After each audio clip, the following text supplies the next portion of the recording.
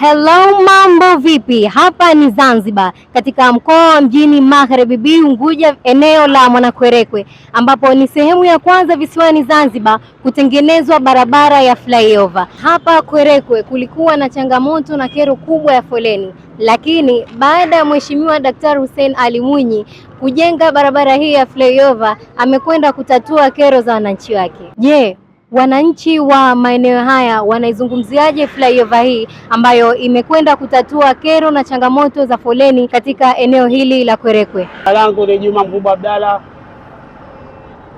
Namshukuru Dr. Mwinyi kwa mambo aliyotufanyia mpaka sasa hivi, atujengea flyover hapo, wakati mwanzo tulikuwa tunasumbuka na barabara, lakini sasa hivi namshukuru Mungu tunapita kama utelezi tu. Kwa hiyo tunaomba sasa hivi aendeleze kutufanyia yale mambo ambayo alituahidi, azidi kuyatekeleza, azidi kuyamalizia. Kwa hiyo tunampa big up. Ramadhani Said Ramadhani. Mimi ni mkazi wa Kwerekwe. Zamani nilikuwa naona foleni kubwa hapa Kwerekwe, mtu unachelewa safari zako, sikukuu, siku ya Ramadhani, siku za kawaida. Lakini Mheshimiwa Rais wa Zanzibar baada kuja yeye ameona changamoto hizi, ameamua kuzitatua.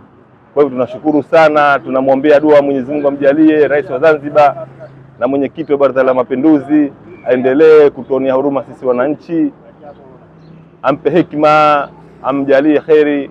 Kwa hiyo tunashukuru kwa kutujengea flyover, tunashukuru sana. Ni maleto ya mwanzo kuna flyover Zanzibar. Kwa majina anaitwa Mwajuma Maulidi au Mama Dula, mfanyabiashara wa soko la Kwerekwe. Kwa kweli zamani hapo kabla haijaweka flyover ilikuwa usafiri wa tabu, watu wanapanga safari saa 8 unakaa foleni mpaka saa 11 ndio unapata kupita kwenye safari hizo.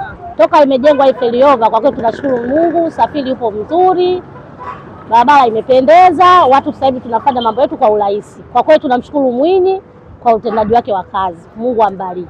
Na hii ndiyo flyover ya kwanza visiwani Zanzibar ambayo imekwenda kutatua kero na changamoto za foleni katika eneo hili. Na ujenzi wa flyover hii umechukua takriban bilioni 23.7 za Kitanzania, ambapo tunatoa pongezi kwa Mheshimiwa Rais Dr. Hussein Ali Mwinyi kwa maendeleo yote aliyofanya katika visiwani Zanzibar.